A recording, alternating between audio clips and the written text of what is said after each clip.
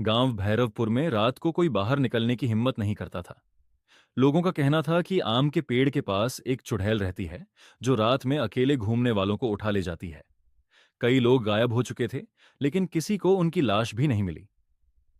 भूल भुलैया का खेल। एक रात रमेश नाम का एक नौजवान, जो इन सब कहानियों पर विश्वास नहीं करता था, देर रात घर लौट रहा था।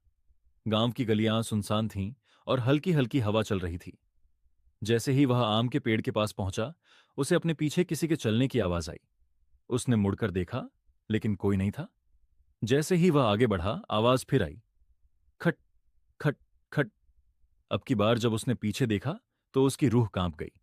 एक लंबी सफेद कपड़ों में लिपटी औरत हवा में तैर रही थी।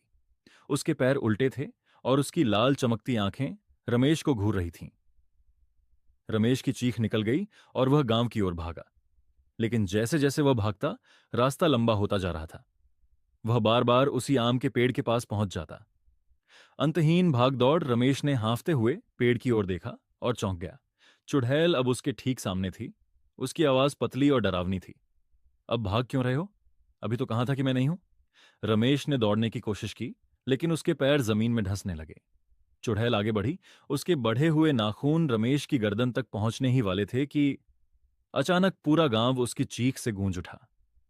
अगली सुबह गांव वालों ने आम के पेड़ के नीचे रमेश के जूते देखे, लेकिन उसका शरीर कभी नहीं मिला।